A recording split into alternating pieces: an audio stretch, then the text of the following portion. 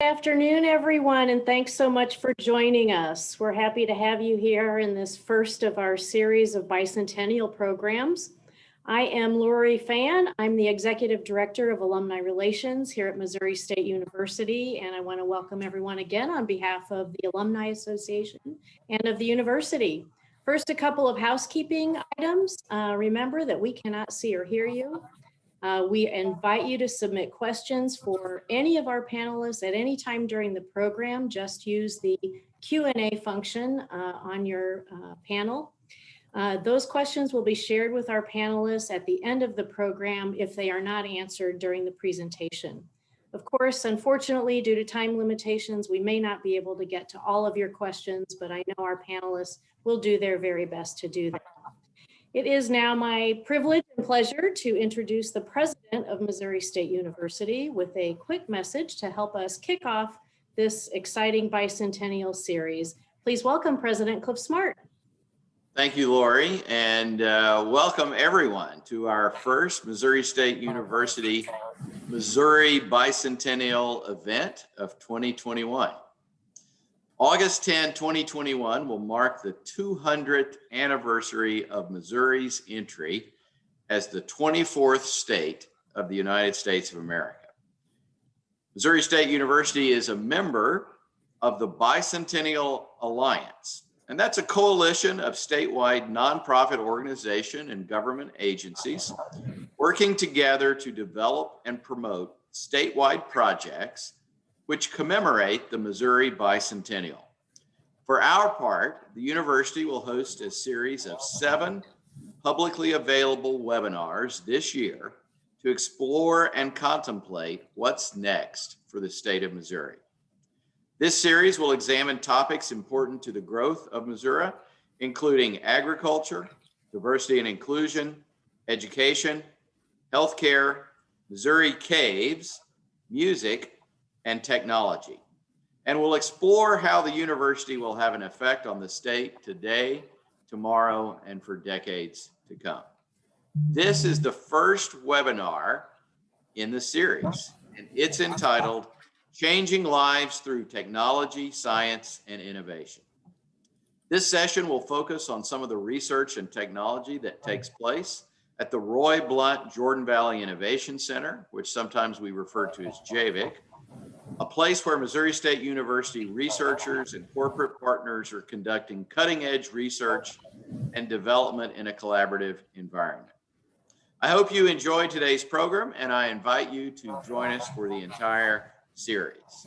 It's now my pleasure to introduce Allen Kunkel, who will be our guide and moderator throughout the next hour. Allen is Associate Vice President for Economic Development and Director of the Roy Blunt Jordan Valley Innovation Center at Missouri State University.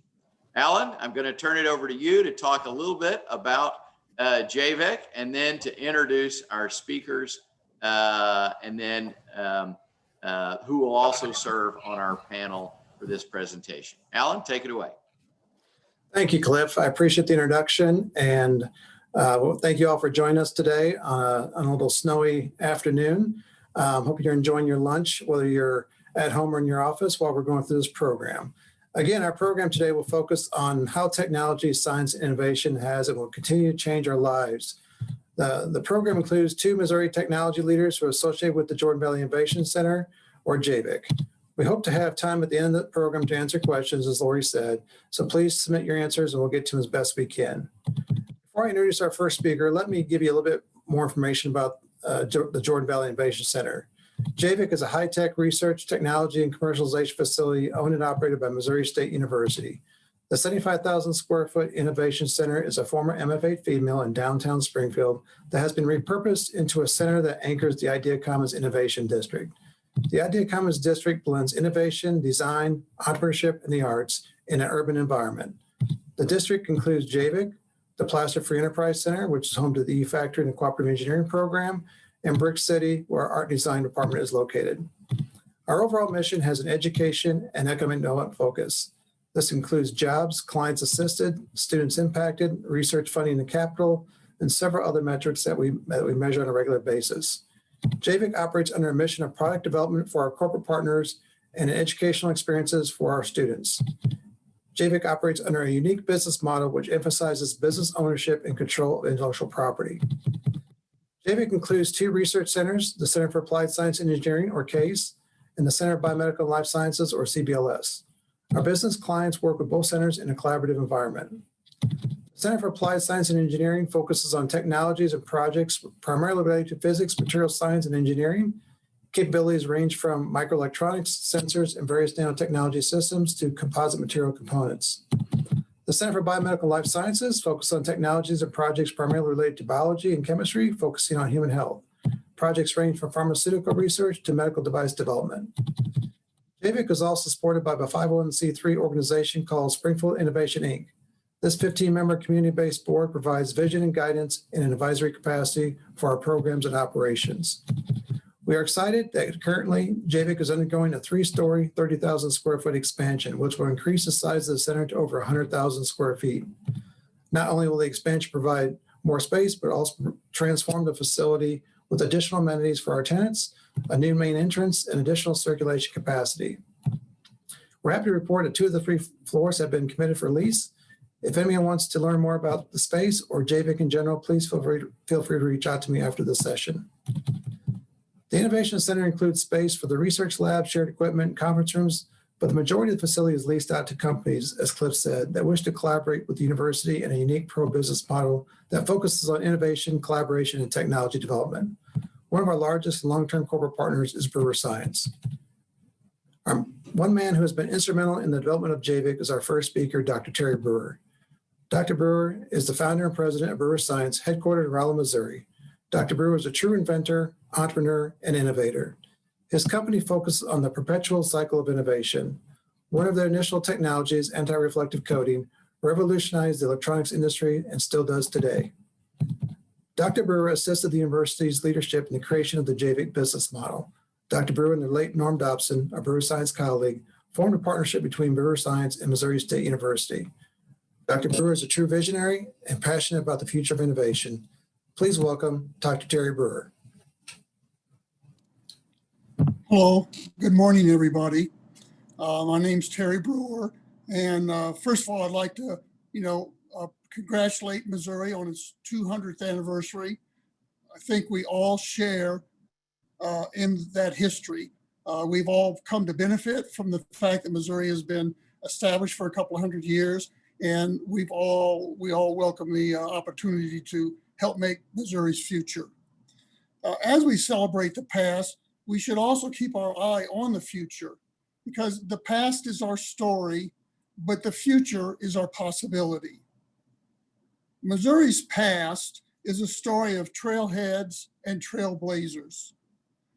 We have, Lewis and Clark and the Missouri River Trailhead, the California Trail, the Oregon Trail, the Santa Fe Trail, the Pony Express, actually the Interstate Highway program, and of course, the Katy Trail, which is my favorite trail going forward. And that's just to name a few. The value and advantage that we've had with Missouri as a trailhead state is that trailheads bring travel and also tourists. It brings trade, which means also new businesses. It brings technology, which means factories, and it brings transformation of the economy as a whole. These are powerful contributors to the growth of any state, and Missouri's been very fortunate to be a trailhead state. The trailblazers, they bring people with skills and spirit for discovery, inspiration, change, sharing, and they bring a legacy that we all share today. Missouri has many, many trailblazers, many in the past and also many today. Brewer Science is a trailblazer.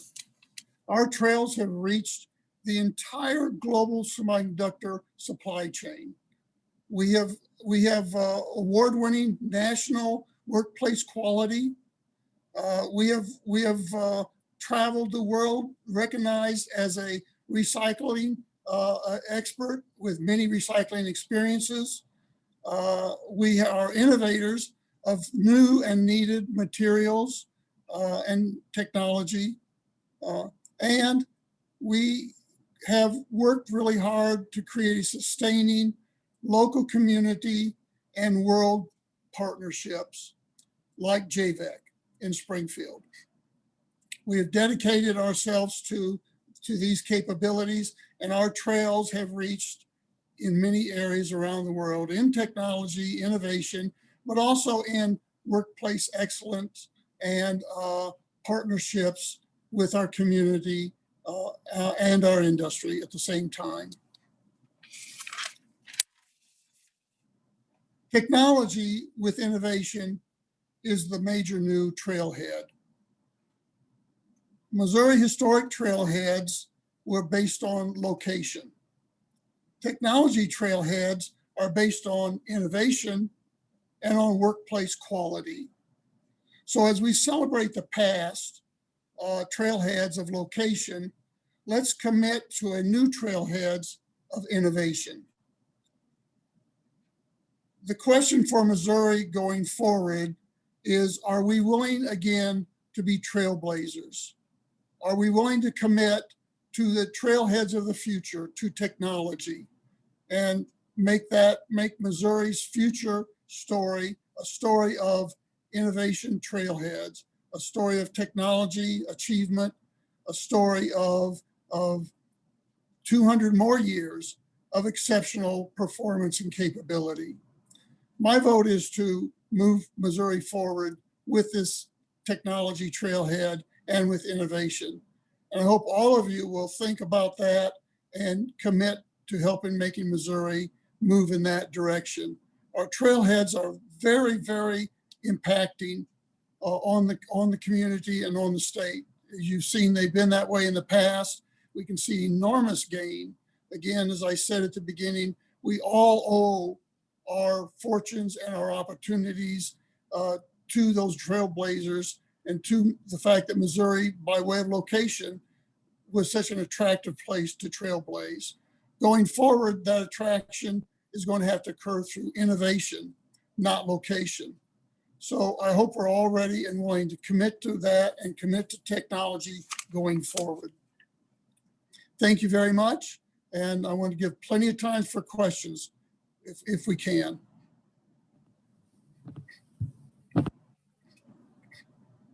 Thank you, Terry, very much for those insights. We will definitely have some time for Q&A. So as a reminder, please submit your questions to the chat function, and we'll try to get those as many as possible before we're done with the program today. Our next speaker is Dr. Paul Durham, who's a co-worker of mine at JVIC. He's a director of the Center for Biomedical and Life Sciences and a distinguished professor of cell biology at Missouri State University. Dr. Durham is known internationally for his long-term research related to pain, neuroscience, and migraine and TMD work. Most recently, he has been exploring research and technology related to how dietary supplements, sleep deprivation, and early life stress impact behavior and cellular changes in response to human health. Paul is a passionate educator and researcher. Please join me and welcome Dr. Paul Durham. Well, thank you, everyone. I'm going to go ahead and share my screen. So that will help. Hopefully, then we'll all be able to see my PowerPoint. I'm just going to take a second here. It's going to probably load. And then I should be able to then initiate this. So just give it a second. Is everybody able to see that? I'm trying to go back here. Should be loading. Has a little green light, so I think we're in good shape. I'm going to go ahead and start this. So hopefully everyone can see, you know, the advances in orofacial pain modulation. So as way of introduction and such, I have been director for the Center for Biomedical and Life Sciences since 2006. And we're very fortunate to have the research facilities that we have. My research is focused on the trigeminal nerve, which is that branch that's shown over here in the right-hand panel. So if you've ever had any kind of facial pain, that's due to the activation of that trigeminal nerve. And as the name implies, there's the 3 branches to that. And so what we do in our lab is we've been studying orofacial pain for a long time. And orofacial pain is actually one of the most debilitating of all types of human conditions. So when you think about the things that are affected by activation of the trigeminal nerve, you have things like migraine and cluster headache, which involve activation of that first branch. You have things like rhinosinusitis and trigeminal neuralgia, which are also going to be involving activation of that second branch. And then passion for me, and something that we've had a lot of NIH funding for, is studying of the temporomandibular joint disorder. And this is actually pain in your masseter or associated with chewing. And it's involved, I mean, a lot of times this is precipitated by people clenching and grinding. And with the pandemic and the things that have been going on recently, we've seen a real big uptick in the number of people that are clenching and grinding. And what that does then is it causes activation of this trigeminal nerve. And really the focus of our research has been trying to figure out how to quiet that nerve down. I've worked with clinicians such as Roger Cady in the area, and we have this model that we've been working on called the perfect storm. So if you think about your own life, it's like when you look at you think about like disease states and such, it's oftentimes not a single thing that causes you to have a certain, episode or attack. And in the case of migraine, if you know anybody who has, suffers from migraine, it really is this idea that there's all these risk factors. And we talk about these risk factors as allostatic load. So there's just things that happen in our life. Some of them we have control over, some we don't have. But what we try to do is in our lab is we try to model what's going on with the nervous system. And again, you have these patients that basically, you have that are susceptible to changes in weather. So you probably know individuals when they can feel the weather fronts coming. A lot of people that have had injuries to their joints and stuff will say, oh my gosh, my knee's really hurting bad. I know a severe weather front's coming in and such. One of the things that we face in the Western culture is really a poor diet. And so that's something that contributes to this idea of changing nervous system. We all are living under a lot of stress right now, and we're seeing a huge uptick in the number of migraine incidents of that. And actually the number of people even going to the emergency room with migraine. All of us are living again with muscle tension. And the neck muscles are really susceptible to this. So one of the things that we found in our research is one of the major risk factors for developing migraine and having temporomandibular joint pain is actually having a lot of stress in your neck muscles. Another thing that, as you pile all this stuff on, right, is if you have a difficult home life, either because you have a sick child or you're taking care of a loved one, or someone's just lost their job, all of this again is going to be contributing to the weight of this person on their nervous system and such. And then ultimately, all of this is going to lead to poor sleep. And all of this then just causes what we call hypervigilance of the nervous system. It kind of is like just increasing the amount of stress on the whole system until it basically the floor starts cracking out from under them, and then the patient falls literally through the floor and their life completely changes. And what we're trying to do in our lab is figure out ways to stop that from happening. We want to minimize those risk factors, and we want to kind of use more natural ways to actually help the system restore. In my world, it all comes down to balance, right? And so most people think about balancing their, their career with their home life and all this kind of stuff. Me as a neuroscientist, I'm looking at more at the molecular level. So we get down into the molecules. We want to know what is happening in your nervous system. And most of you probably are aware of the fight and flight response. And this is what we call sympathetic tone. And so like when you get angry, when you get frustrated, and you're ready to fight something or hit something, that's a sympathetic drive type of response. And that's, again, from an evolutionary point of view, that can be very beneficial. Unfortunately, when it's directed at somebody who just cut you off in traffic or something like that, that's not going to be that helpful to you. And so as you look at the pandemic and moving through this, we are seeing that there's this incredible sympathetic tone of just the whole human population, right? We're all much more hyper vigilant now. I mean, you see somebody coming at you, and instead of being friendly, you're like, okay, or do they have their mask on properly? Are they, gonna, stay 6 feet apart from me? Where have they just been? All these things, basically, if you think about it, are wearing on our nervous system. They're all things that we have to be aware of. And then so at the molecular level, you basically have all of these excitatory things. And what we're focused on is trying to increase parasympathetic tone, which is basically a more relaxed state. And it's more of an adaptive state of the nervous system so that you can buffer that. And most of you know this, like when you're sleep deprived, you just have less tolerance for things. And that's how you have to kind of view the system. So as we start piling all these things on, we start having these, an imbalance in our nervous system. Basically, we have to figure out ways to help right that. Otherwise, it's just going to continue to get worse and worse. And so what we do is we're focused on this idea of how do we restore some of that balance. And we have spent a lot of time looking at basically anti-migraine drugs, and we've been really a pioneer in this area. So starting back in the 2000s, when I started growing nerve cells and such, we have been a pioneer in actually understanding how most of the anti-migraine medications work. And so if anybody has seen commercials and such for like Imitrex or Topamax, Botox, all of those types of therapies that we traditionally think about as being, treatments for migraine, we basically were the lab that figured out the mechanism of action for those. So we actually, like I said, are really pioneers in understanding the mechanisms by which these drugs work, and then helping the drug companies move forward with that. And so more recently, though, we've gotten very interested in basically looking at nutraceuticals. And that's the idea that, there's going to be products that people have used, to stay healthy. And so this has been a passion of mine, is trying to find the balance between nutraceuticals and pharmaceuticals. Can we do things more naturally without the side effect profiles and stuff? And some of the things that we've looked at and we've published on are cocoa, the use of dark chocolate, and I'll have some slides on that. Grapeseed extract. This is a throwaway product of the wine industry, but there's incredible potential, as I'll show you, in using grapeseed extract in your diet. So that was, I should have had this going. So that one of the things I wanted to show you was that the cocoa actually that we're using is actually from a local supplier here, Askenosi's Chocolate. And we actually just using their cocoa powder that they have available. And what we'll show you is that it's incredibly potent at actually blocking pain pathways and such. More recently, we've shown that, like I said, grapeseed extract and then the enriched chicken bone broth, we get that from International Dehydrated Foods, again, another local company. And we've shown really good efficacy with that in some of our models as well.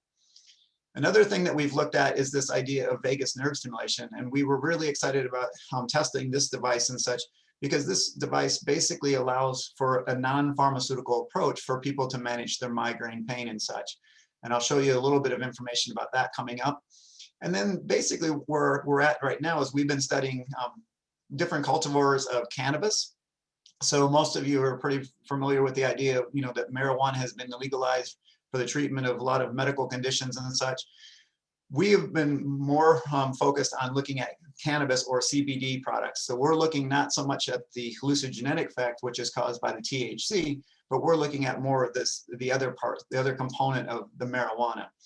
And then finally, I'll finish up just telling you a little bit about this new therapy that's been coming out, is the CGRP monoclonal antibodies. And that's a very specific way to target migraine pathology. So one of my heroes is actually Hippocrates. He's the father of Western medicine. And I've always kind of loved this line. He said, "Let food be thy medicine." He said, most of what you need to stay healthy, can be found in your kitchen type of thing, or out in your fields, if you will. The thing I love about this kind of approach to things, instead of targeting one system, when you actually ingest foods and such, you're basically affecting all of the different systems of your body. And if you think about the logic of this, all your systems are interconnected.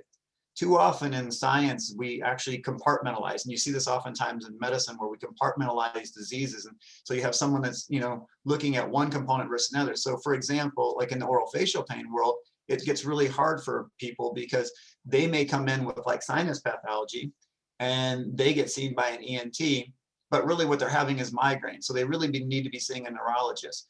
So one of the things that I like about this more holistic approach is that basically when you ingest foods within your diet, you basically can be affecting all the different systems. So I just want to share with you some of the stories that we've had. And again, most people will kind of favor the idea that if, saying that eating dark chocolate is actually beneficial. What I wanted to share with you is that not only is dark chocolate, good for, we've shown it works in like migraine and TMD type of models, but also it's importantly been shown to work for insulin insensitivity, which is actually something that happens in diabetes. So again, if you're someone that's a pre-diabetic, the ingestion of or supplementation of dark chocolate on a regular basis is something that's going to be protective.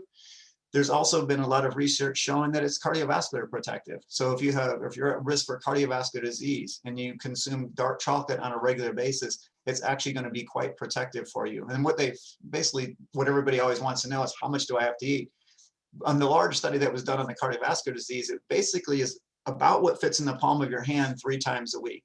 So if you think about it, it's just a couple squares of chocolate or just a little bit of the cocoa powder, a couple tablespoons, a couple times a week is really all you need to really get the benefit of this. And we've shown in our studies, we've done in vitro studies, which means like just growing nerve cells, and in vivo studies, that basically cocoa is very effective at blocking the activation of trigeminal nerves.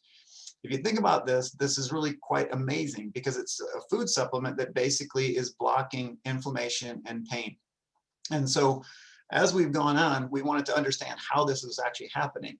And this is what I love about science, is when I love digging down and drilling down to figure out like, what is the logic behind this? Because again, there's a lot of false information out there and people making claims about different healthcare products that really probably, or natural products, I should say, that really don't have the backing of the science behind them. I can actually say with cocoa, we've actually drilled down and we've done the biochemical work to figure out what the active compounds are. And what was really amazing about this is that we basically found that the active compound is beta-cytosterol. And that's the active compound that's found in aloe vera. And most of you know that aloe vera is really potent at basically decreasing inflammation and such. So after a sunburn and stuff, put in a lot of different types of products. Interesting, this is also found in things like pumpkin seeds, wheat germ, soybeans, corn oils, rice bran, and then more recently we've actually found that it's in goji berries, and that's a really hot product that comes out of China right now. We actually had a visiting scientist that came and worked with us on goji berries and published a study on this. So this is, again, there's lots of things that you can incorporate in your diet other than just dark chocolate that actually can give you some of this beta-cytosterol. Why this is so important is because it is basically going to upregulate proteins that are anti-inflammatory. So these are the good guys. So these like MKP1 and IL-10 are basically anti-inflammatory proteins. Most of you probably have heard of HLO or HDL and LDL. So LDL is bad cholesterol, HDL is good cholesterol. Basically, that's, you want to increase your HDL to protect yourself.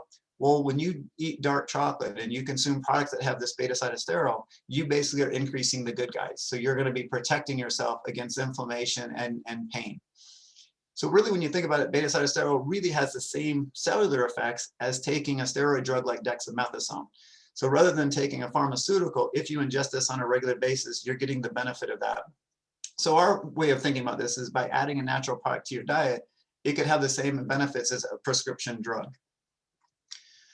One of the things that I'm very happy and excited about working on is this idea of using grapeseed extracts. And this was something that the product that we've been using is Healthy Origins. Believe it or not, when I first started this, I had a couple of grants that were actually rejected by NIH. As we move further along, NIH now supports this. So if you go to the NIH website, it basically supports the supplementation of grapeseed extract. And yes, we have now received funding to continue our work on really understanding how GSE works. And this has been a remarkable story. So most people, again, don't really think about grapeseed being very important. It's the throwaway product of the industry, right? The wine industry and such. But what we found is that basically grape seeds contain really high levels of polyphenolics. And these compounds are been shown to be anti-inflammatory, but they also have antioxidant properties. Most of you know that you need to take like vitamin E and C. Those are really good antioxidants. But basically, grapeseed has much more potential than even vitamin E or vitamin C. So eating or consuming grapeseed extract on a regular basis is incredibly good at increasing your antioxidant potential. And really what we've shown in our studies that it inhibits pain signaling, and it really functions by enhancing what we call descending pain modulation. And I'll come back to that on another slide in a minute here. Another thing, a product that we've actually been really excited about studying is enriched chicken bone broth. And this is in collaboration with the International Dehydrated Foods here in the Springfield area. And they have supplied us these products. And this has been really quite remarkable. So what you're doing is you're just consuming a bone broth, right? And this is equivalent to about 2 tablespoons a day is what we would say is the human dosing of this. And what we found is that administration of this for about 2 weeks basically was really effective at suppressing pain in a model of TMD, so temporomandibular joint pain, but it also worked in migraine model that was actually caused by early life stress. And so again, we all know that we have this, we're living in a world where we all are exposed to much more stressors than just even a few years ago. We know that there's going to be this big uptick in migraines, coming forward. And so what we need to do is figure out how do we actually, again, restore the balance in these systems. And so we think, and what we're proposing is that, inclusion of things like dark chocolate, grapeseed extract, and this enriched chicken bone broth would be very effective way to actually help to increase the parasympathetic tone and decrease inflammation and pain signaling in these types of diseases and such. As more of a mechanistic thing, this is the world where I live, and we've had multiple papers published on more of the mechanistic data on how this all works. And like I said, we've been working with this device known as the vagus nerve stimulation device, and this is a non-pharmaceutical way to stimulate the vagus nerve. But this has really incredible anti-inflammatory and anti-pain signaling type of properties. And one of the things that's really remarkable about this is we've just recently shown that basically the mechanism of action of this, so if you look over on the right-hand side of this, you'll see like the spinal cord is shown here with the GABA and the 5-HT shown there. That basically, this green pathway is the pathway for pain. So again, like in our perfect storm model, you have this sensitized system, and one of the triggers for migraine patients oftentimes is really strong odors. It can set off that. And you can kind of know this too, even if you're really sleep deprived, think about how bright lights can be an irritant, or strong smells or loud voices. These sensory stimuli become the triggers for a lot of migraine patients. And what we are looking at is that's the green pathway, that's causing the excitation. But what we found is that vagus nerve stimulation and grapeseed extract actually enhance what we call in the pathway known as the descending pain modulation pathway. And this is really quite important because this is how morphine works, believe it or not. And this is also how our beta endorphins, our natural endorphin system, works to block pain. So if you've ever had runner's high, for example, the way that you can push through the pain of running so far is that your brain literally releases chemicals that basically tell it to shut down. It blocks the incoming signals from your muscles and from your periphery. What's really crazy is that basically we've shown that vagus nerve stimulation works through this same pathway. It's going to increase descending modulation. So it's basically putting a cap on your pain signaling coming in from the periphery. So everything is going to hurt less. The same thing is going to happen when you take GSE. And what's really fun about the process is they work through different receptors. So what we're now doing is we're in the process of combining these two processes, the non-pharmaceutical vagus nerve stimulation with the GSE, to see if we can get even an enhanced benefit of blocking pain signaling in these models of orofacial pain. So like I said, it's very exciting when you get to the, kind of not to the conclusion, but when you get to some point where you can actually really understand the mechanism. And this is where I think it's so important from like non-pharmaceutical type of studies to really show the mechanism of action and show that it's working through the same type of mechanisms that pharmaceutical drugs work.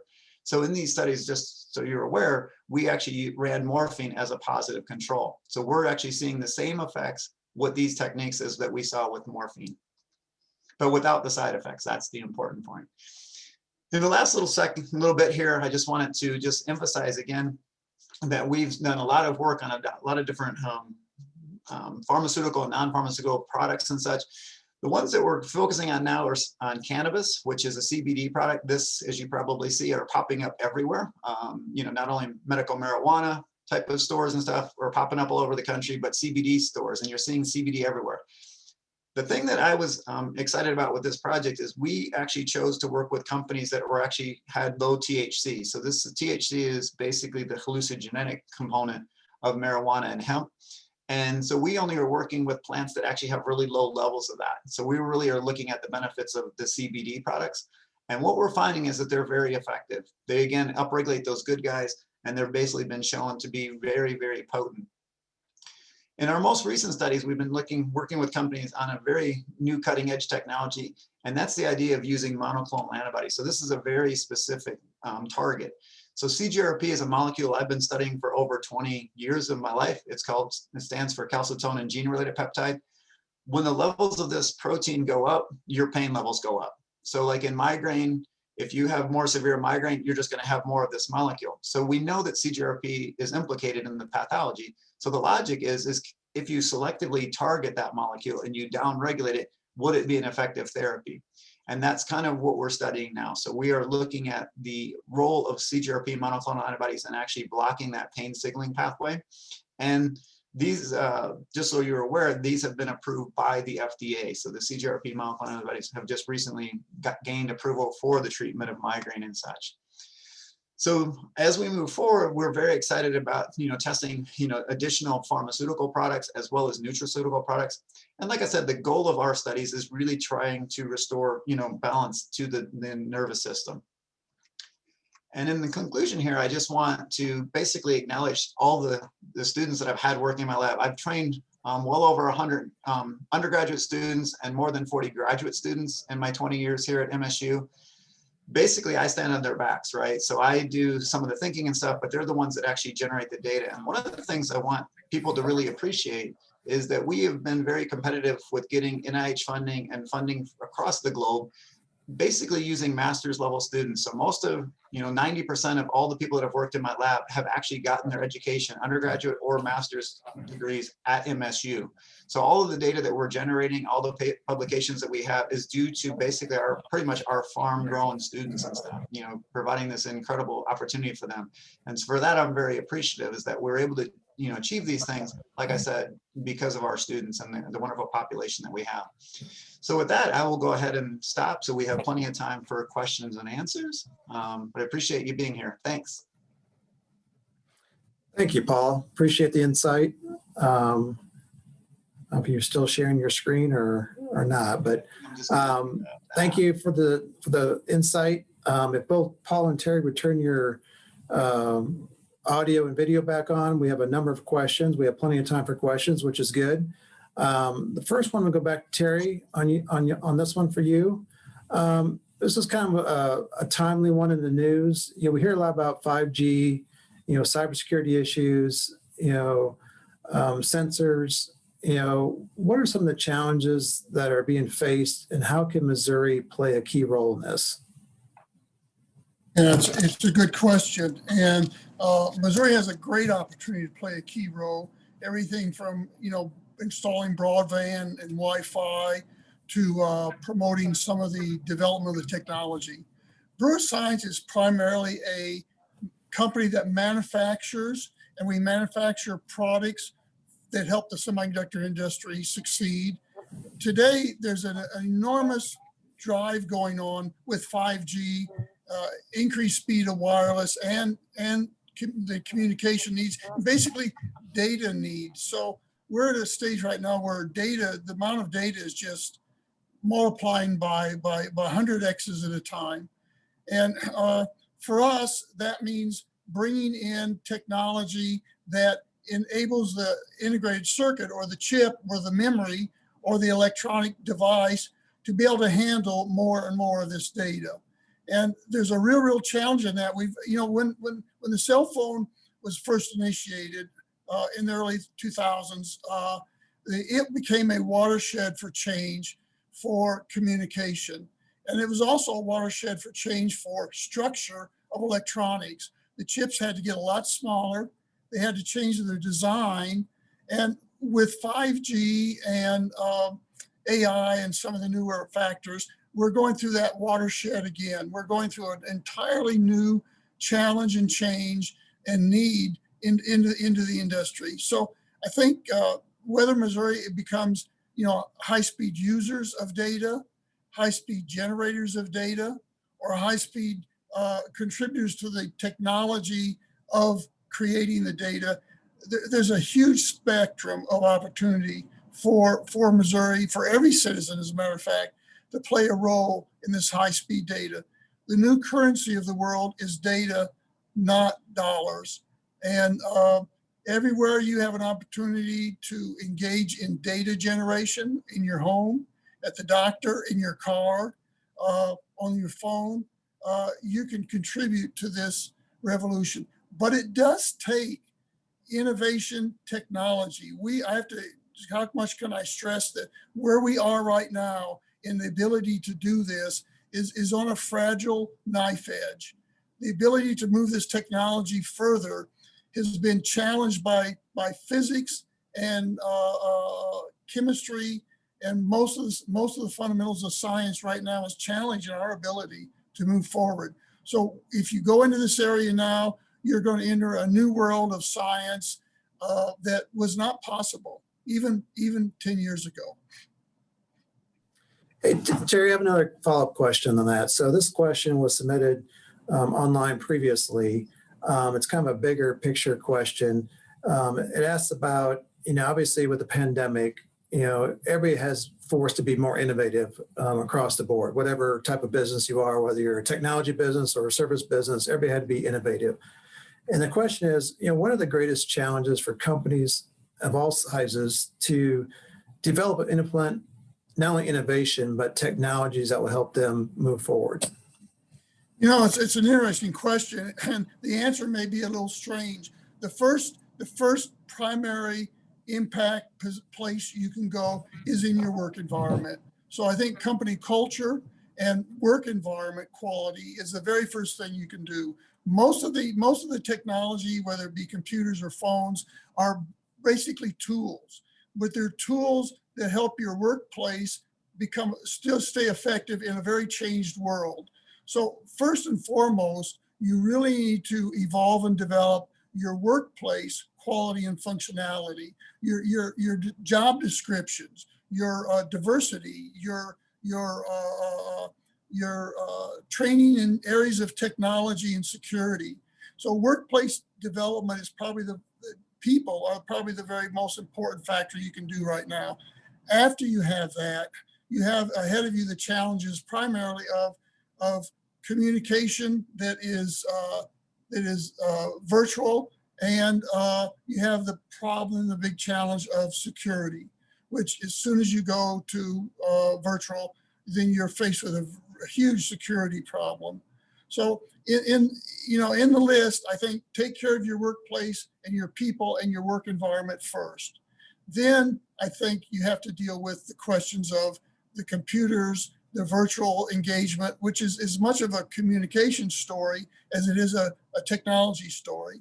And then finally, cybersecurity, which is both, again, a communication story, a people story, and a technology story. So one of the interesting things going forward, as strange as it seems, the newer world is merging people and technology in a closer symbiotic relationship. We're not separating them.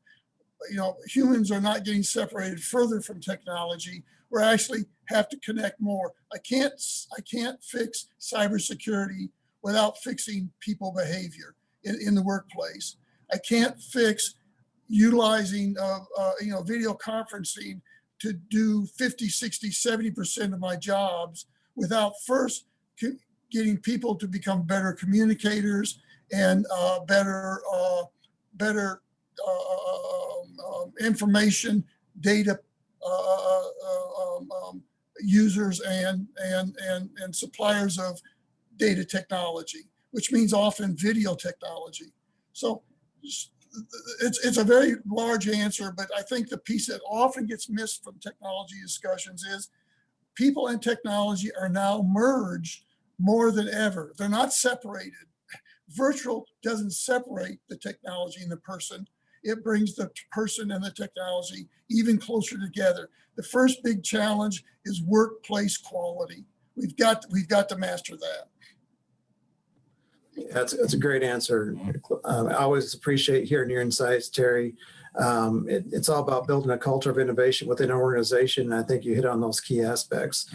Paul, let's jump to you real quick. There's a question submitted earlier about of all the work you've been doing in your lab, are there any products that are on the market that would be tied to some of the work you've been doing? Well, like we were saying, like Imitrex, which is used for anti-migraine drug, any of the triptans, basically, we did work on all of those. Topamax, which is used as a prophylactic drug, Botox. We actually published the seminal paper on that, showing how it works on sensory nerves. We've worked on Japants, which are the new anti-migraine drugs that are coming out. We've worked on the CGRP monoclonal antibodies, which has now just recently been FDA approved. So pretty much in the migraine field, we've pretty much worked on all the major ones that have been that are actually out there. And then we're working on, like I said, with vagus nerve stimulation is a new one that's just been approved for migraine. That's a non-pharmaceutical type of approach. The biggest thing is the biggest challenges with the nutraceuticals is we really don't have clinical trials for those to support those. So what we're trying to do is support it with basic science data and then hoping that somebody will pick up on it. And then, when as people use it and we gather information, clinicians will be able to report back to us if that's, helpful or not. One timely question here that somebody submitted was, and I just read about this, a few days ago, is, what's your opinion on the product of Super Beets? Yeah, I've seen commercials for this. I do not know. I know that they have certain, polyphenolic compounds in them, like a lot of them do. One of the things that you're always cautious about is the claims that are being made, and at what doses you're going to use things. One of the things you have to keep in mind with these supplemental products is that they truly are supplemental. They're not to replace things. So one of the things that when I was over in China is that I learned was that they tend to approach the use of supplements as basically as that. It's supplementing the normal diet. It's not used as a therapy itself, if that makes sense. So by ingesting teas on a regular basis, you're taking in polyphenolics every day, which are provide you some antioxidant potential. Anti-inflammatory compounds are found in those. So they're beneficial, but it's actually the combination of doing a lot of those that actually is the way that you move forward. You don't try to just take a mega dose of one of those. And unfortunately, we live in a culture where we mega dose on everything, right? So if somebody says vitamin D is good, then we take tons of vitamin E, which actually can be toxic to you. So for me, it's always about like going back to that whole idea of balance and then adding some stuff. Anything that has polyphenolics in it, like those Super Beets do, is going to be somewhat beneficial to you. Yeah, so I think that's, again, kind of a long answer, but I think there's a whole, the CDC, a lot of different places have like good recommendations on foods that are enriched in polyphenolics and even foods that are enriched in beta-sitosterol. And then by just incorporating those in your diet, you're going to see benefits. Another question here, it's a broader question for Paul.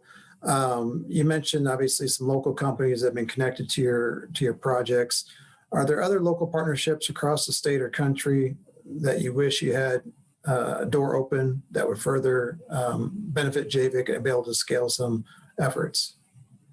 Yeah, I think anything to do with the nutraceutical. I think one of the biggest pushes that we're going to see moving forward is the gut-brain axis.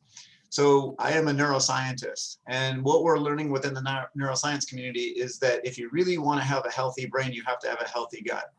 So I think anybody that's involved in basically food products, we really have to be looking at whether or not those food products are actually helping with the bacterial population that's in our gut.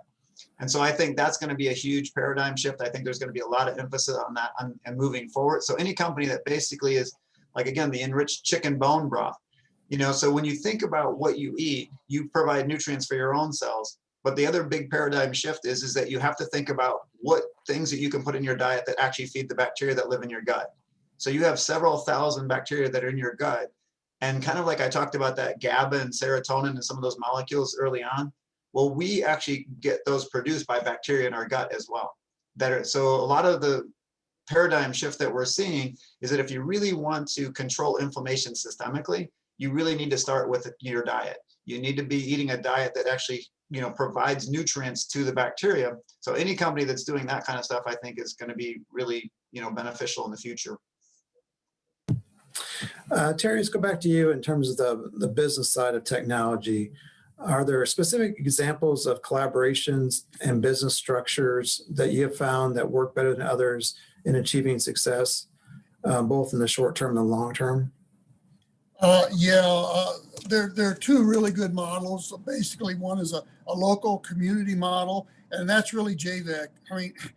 If you can get a local community to be your partner and bring in other people into that local community, it is probably the most effective. You have close communication. You have the same general purposes and direction, and you also have a lot of freedom to explore a lot of the pieces that are in your community that maybe aren't being used in the same way that for technology in other places. So that's number one. So I think JVAC and yes, we've been part of JVAC and helped start JVAC a long time ago. But I'm not talking from a bias really. This JVAC is a powerful model for technology development in the community, which is often, I think, overlooked.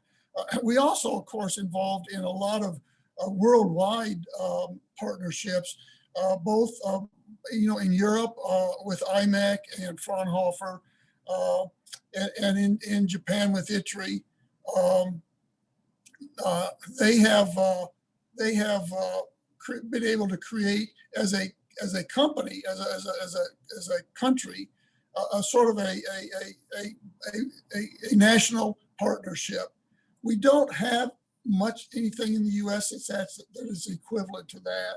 So I find that both these sort of international world or country established partnerships are very effective.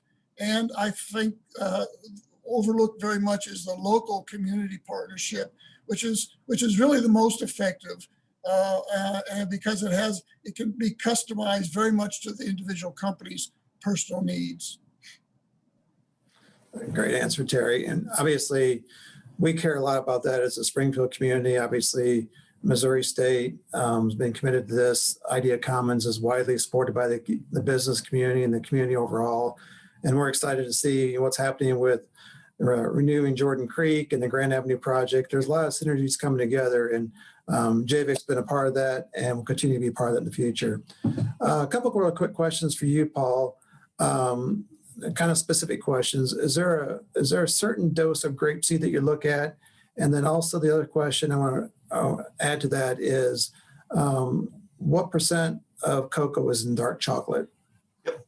So yeah, the GSE that we use is around, from the Healthy Origins, what we found to be effective is around that 300 milligrams. And that's, if you buy Healthy Origins, they basically sell it in the 300 milligram capsules. And so we would say start with that. I've had a lot of people come back to me and actually even show pictures of their hand where they couldn't get a ring on their finger because of the swelling in their joints and stuff. They started taking the GSE supplement, and then they show me a picture several weeks later and they can put their ring on. So, I mean, for some people, it really is like a magic bullet. It really does work to really decrease their inflammation. I've had a lot of runners, people that do distance running and stuff, take GSE at that level and say that they don't have to take NSAIDs now. They don't have to take aspirin or ibuprofen every time they run. As far as the dark chocolate goes, you're spot on with the 70%. 70% and higher is better. That's how the indigenous people down in South America used it. They actually used it pretty much as is. So if you can tolerate it, the bitterness in it, the cocoa nibs is probably your best, and the cocoa powder is right up there with it, because the way Askinosie does it is it's going to be a really pure product and such. So that should be, and again, the thing about that is like what they showed in the cardiovascular study was it's about what fits in the palm of your hand, and about basically 3 times a week seems to be sufficient. One question I'm going to answer initially, then Terry, you may have an opinion on this one. One of the viewers asked about federal funding. Obviously, with the change in administration, one thing I didn't mention in my opening update is we do a lot of federal related research and technology development, primarily related to defense related agencies, Army, Navy, Air Force, and others. And obviously, Senator Blunt's been a huge friend of the university and our efforts at JVIC. And with the change in administration, the question is, what's the outlook look like? The good thing about the Biden administration, I think there'll be a reinforcement in research dollars in terms of just increasing the number of research dollars. It remains to be seen what that looks like for the appropriations processes. But Terry, do you have any insight you want to share on that? Yeah, it's a good question. I think it's to be determined. We'll have to wait and see where it goes. I think a lot of the federal's effectiveness in research programs depend more on the efficiencies of the government. So we've been involved in government research over a long period of time, over many administrations. And I think all administrations are committed to federal research. And I think the difference in terms of the money supply, yes, legislation has some effect, but the bigger effect is just how efficient the government agencies and organizations are to be able to pass that money through to corporations or to universities. So during the last 4 years or so, and it's been actually, if you look at the history of federal funding for R&D, it's been going down for a long time. And the sad part of that story is in other countries that are our major competitors, like China and to some extent Europe also, that funding has been going up. So I think the real question is twofold. One is, can our efficiency of federal funding improve? That alone would make a great jump forward. And the other is the federal government ready to recommit to R&D spending in the U.S. at universities and at corporations? Because that's a long, slow downhill slope right now. And you can see where it's gone. It's no secret that most of the semiconductor technology now resides in Asia. And, you know, we got 70 or 80% of it there. Most of your semiconductor devices are all being produced in Asia. And that was a different story back in the days when the federal government was highly committed to boosting the semiconductor technology. So, and that technology runs very fast forward. So you can say, well, corporations could do their own research and development, and they do. We do. We spent an unseemly large amount on R&D, but the technology moves very, very fast. Like I told you, we're kind of in our second watershed since the phone, and the ability to science now to keep up with the changes is pretty difficult. If you don't have a pool of scientific research and technology that got a head start, you know, 10 years ago, 20 years ago, it's not going to be available for you today. And that's kind of where we are. And that's the role I think the federal government can play, but has played only reluctantly for quite a few years now. So I think we have to wait and see. Are we still on a federal government that has an old view of world competition, or do we have a more up-to-date view in what world competition is about and how economy in the U.S. can be positively affected? So that's a comment. I have one more comment, though. Basically, this is for Paul, and I'm wondering two things. One is if there's a way that we can get copies of his presentation. Very good. And two, I have one point where I really like to differ with him. I don't believe that dark chocolate 2 days a week is enough. I think the effect is only successful if dark chocolate is administered every day. Are you going to wash that down with some wine as well? No, but maybe I should chew a few grape seeds. Well, thank you guys very much. I know we approached our time limit here. Thank you both for your insights. Obviously, if anyone wants to have any follow-up questions with either Terry or Paul, I'm sure you can reach out to either me or to the foundation directly. We can definitely get those connections made. I appreciate you joining us today. I'm going to turn back over to Lori Fan for some last minute comments, but thank you very much for joining us, and I hope you enjoy the rest of the series this year. Take care. Thanks. Thank you so very much for being with us today. We appreciate the time you've given us, in addition to President Smart spending his time with us today. And I can't go on until I say that I wholeheartedly agree with Terry on the point of the chocolate. Again, we appreciate that. Wanted to let you all know that today's session is being recorded. So watch for a follow-up email in a few days with information on how you can access that. The next webinar in our series is on Tuesday, March 16th at noon Central Time, and it is entitled Valuing the Inclusion of Diversity. We certainly hope that you can join us for that topic as well. If you'd like to enjoy additional programming from the Alumni Association or the university, be sure to visit us at alumni.missouristate.edu. Look for Bear Talks to find personal and professional development events, or visit our alumni events calendar to see all of our upcoming activities. Once again, thank you so much for joining us. Happy birthday, Missouri.